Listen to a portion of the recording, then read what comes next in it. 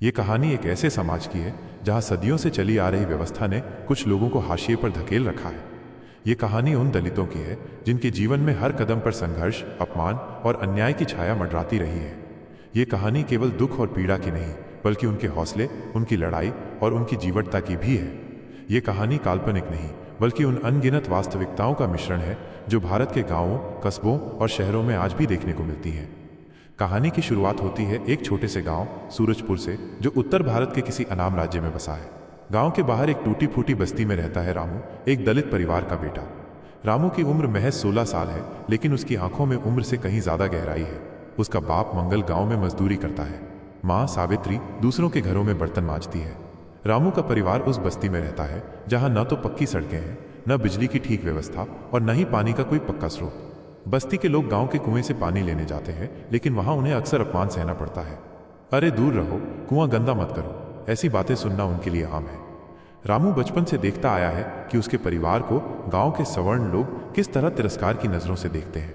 School में भी उसे और उसके जैसे बच्चों को अलग बैठाया जाता था। शिक्षक, जो गांव के ही एक सवर्ण परिवार से थे, अक्सर रामू को ताने मारते, पढ़ लिख कर क्या करेगा, आखिर में तो मजदूरी ही करनी है। लेकिन रामू के मन में कुछ और ही आग थी। वो पढ़ना चाहता था, कुछ बनना चाहता था।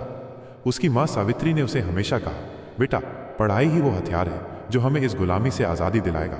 सावित्री की बातें रामू के दिल में घर कर गई थी। एक दिन गांव में मेला लगा।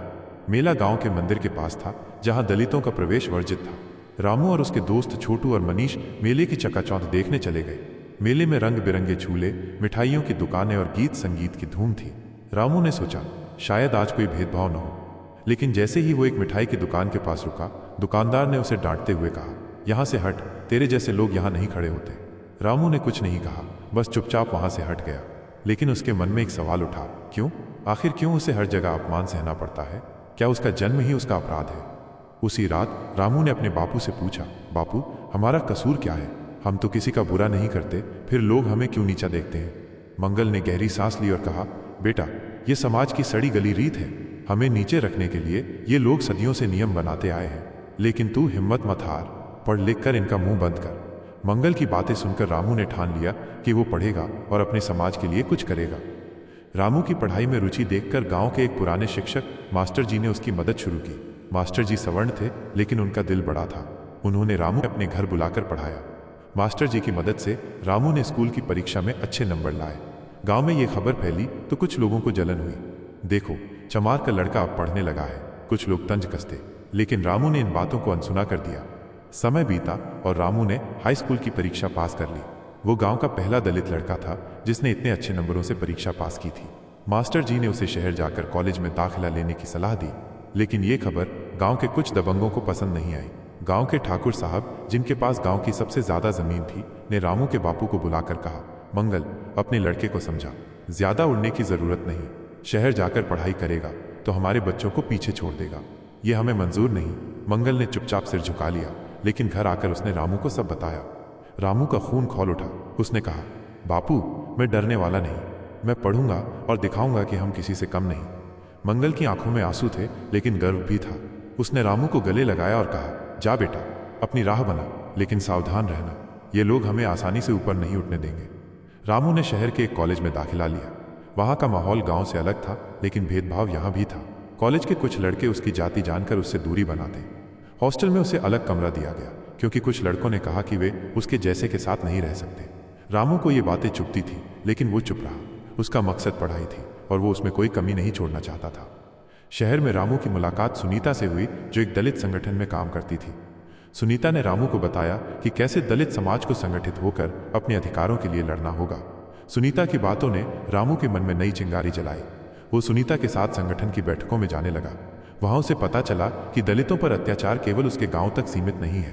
पूरे देश में दलितों को अपमान, हिंसा और अन्याय का सामना करना पड़ता है। कहीं दलित दुल्हन को घोड़ी पर चढ़ने से रोका जाता है, कहीं मंदिर में प्रवेश करने पर पिटाई होती है, तो कहीं मजदूरी के पैसे देने में आनाकानी की जाती है। एक दिन रामू को खबर मिली कि उसके गांव में एक दलित परिवार पर हमला हुआ है।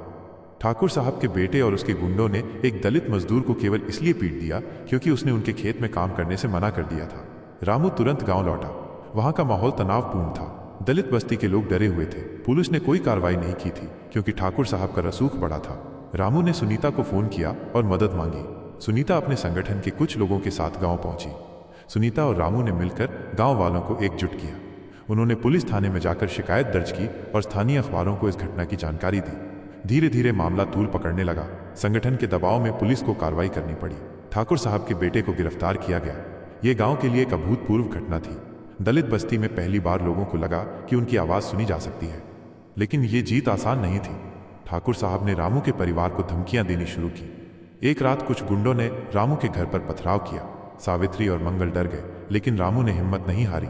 उसने गांव वालों को समझाया कि अगर वे डर गए तो फिर वही पुरानी गुलामी की जिंदगी जीनी पड़ेगी। उसकी बातों से प्रेरित होकर गांव के कुछ युवा आगे आए। उन्होंने मिलकर एक समिति बनाई जो दलितों के हक के लिए लड़ती थी।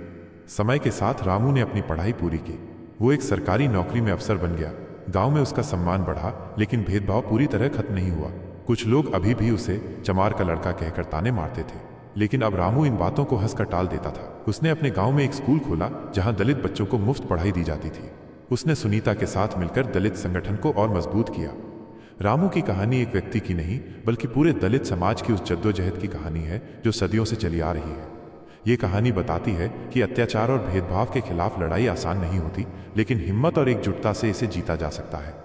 रामू जैसे लोग इस समाज में बदलाव की मशाल बनकर उभरे हैं, जो न केवल अपने लिए बल्कि अपने पूरे समुदाय के लिए एक नई सुबह लाने की कोशिश कर रहे हैं। यह कहानी यहीं खत्म नहीं होती। हर गांव, हर बस्ती में कोई न कोई रामू है जो अपने हक के लिए लड़ रहा है। कोई न कोई सुनीता है जो दूसरों को प्रेरित कर रही है, और कोई न कोई मंगल और सावित्री है जो अपने बच्चों के सपनों को पंख देने के लिए हर मुश्किल से जूझ रहे हैं। ये कहानी दलित समाज की उस अटूट भावना की है जो हर अत्याचार के बावजूद टूटती नहीं, बल्कि और मजबूत होती जाती है।